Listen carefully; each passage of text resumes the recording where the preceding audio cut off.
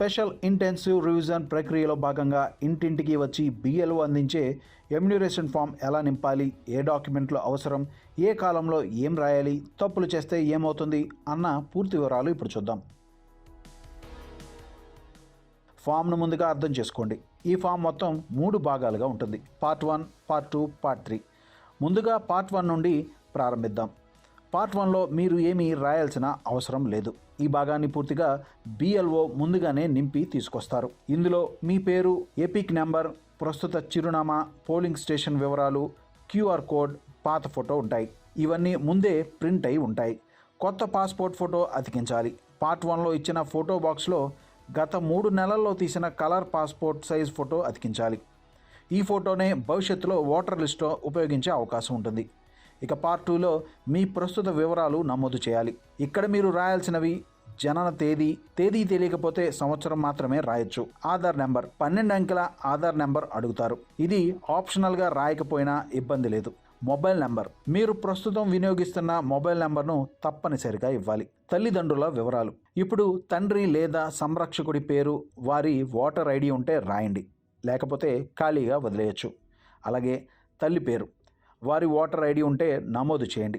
జీవిత భాగస్వామి వివరాలు, వివాహం జరిగి ఉంటే స్పౌస్ నేమ్, ఓటర్ ఐడి రాయవచ్చు. వివాహం కాకపోతే ఈ కాలం ఖాళీగా వదిలేయచ్చు. ఇప్పుడు ముఖ్యమైన పార్ట్ 3 చూద్దాం. ఇక్కడే ఎక్కువ మంది తప్పులు చేస్తూ ఉంటారు. ఈ భాగంలో 2 ఆప్షన్లు ఉంటాయి, కానీ ఒకటి మాత్రమే నింపాలి. 2002 ఎస్ఐఆర్ ఓటర్ లిస్టులో మీ పేరు ఉంటే ఆ సమయంలో ఉన్న విధంగానే మీ పేరు, relative name, district, state, assembly constituency, part number, serial number యథాతథంగా నమోదు చేయాలి. 2002లో మీ పేరు లేకపోయి మీ తల్లిదండ్రుల పేరు మాత్రమే ఉంటే మీరు అప్పట్లో మైనర్ అయి ఉండవచ్చు. అలాంటి పరిస్థితిలో మీ తండ్రి లేదా తల్లి 2002 ఓటర్ లిస్టులో ఉన్న వివరాలు నమోదు చేయాలి.